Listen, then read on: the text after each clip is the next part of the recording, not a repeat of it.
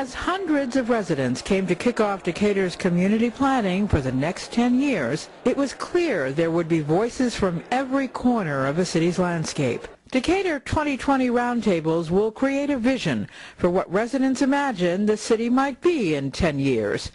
The process has two phases: small group discussions, which have begun and will continue through early June with a final report due in August, and a planning process with a strategic plan set for the fall of 2010. I will feel like we are successful if at the end of this process, people that have been involved say of it, it was fair, it was open, it was transparent, there were not hidden agendas. Those that chose to be involved were able to be involved and were able to bring all of their thoughts and ideas to the table. And that out of this has come a vision that will drive us for the next 10 years in the life of this city.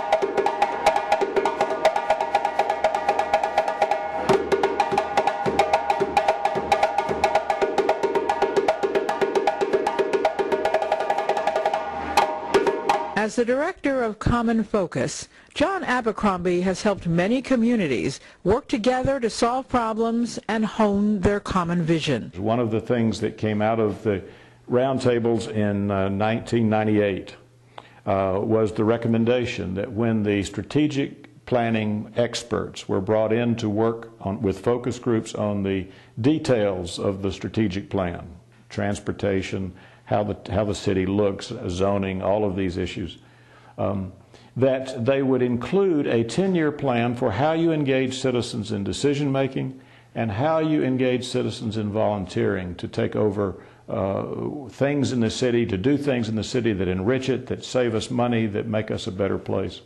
As the 2020 discussions begin, John Abercrombie says the most important thing people can bring to the table is openness, energy, their best ideas, and the ability to listen. The magic of a process like this is not just how many good ideas are generated, it's how people are changed in that process and how they become committed to the community and committed to ways that they can bring their own gifts to bear.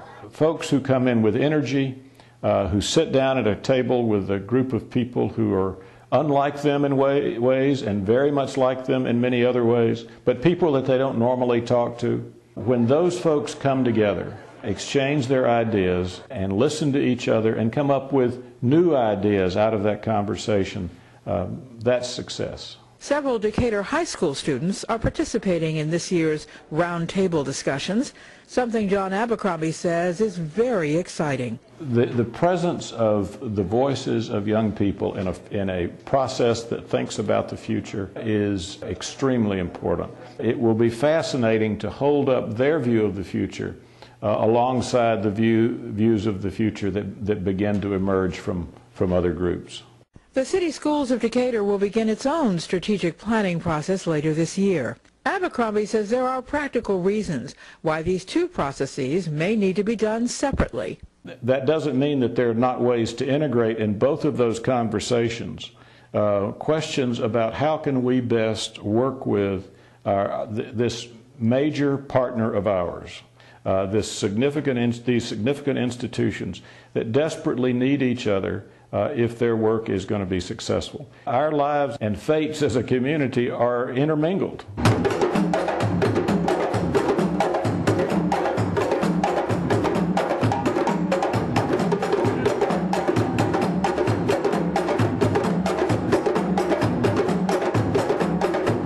The way we connect and communicate with each other has changed dramatically since 1998. Abercrombie is excited about the role new media is already playing in Decatur's roundtable discussions. If you see the work of Scott Doyen and the others who've worked on the website, the way we connect and communicate is already different. That's only going to accelerate. So our hope is not only will we think about how we build on that over these next 10 years, but how we use it during the course of this event. One of the things that we'll likely do is have meetups where folks sort of connect through the internet show up at a place in town, maybe at a bar or some other place, and have their conversations about the future of Decatur there. Capture those ideas and bring them in. There'll be opportunities for surveys, for people to give feedback, even those that are unable for whatever reason to be physically in one of the conversation circles. John Abercrombie and his wife Frances are longtime Decatur residents. So how does he separate his work as a professional facilitator from his personal opinions and hopes for his home community? Sometimes doing projects in the community where you live is difficult because there's so much of your personal emotion and personal feeling that is involved. For me, I can't think of anything that I would rather do. For me, the 1998 Decatur Round Tables started me down a road of citizen engagement around the country that really was transforming for me when I saw what could happen when citizens come together. And our discussion guides, the things that we used 12 years ago, seem so fundamental and rudimentary at this point. But it worked because what really works is when you bring people together who are different and similar and have different backgrounds and different experiences, that something magic can happen and something important. Decatur's 1998 Community Roundtables identified 96 result areas. 80% of those have been achieved. Because we have done this before, because we have some idea of how information flows and how to best use it, we'll have even better results, deeper results, richer results, because the systems are better in place.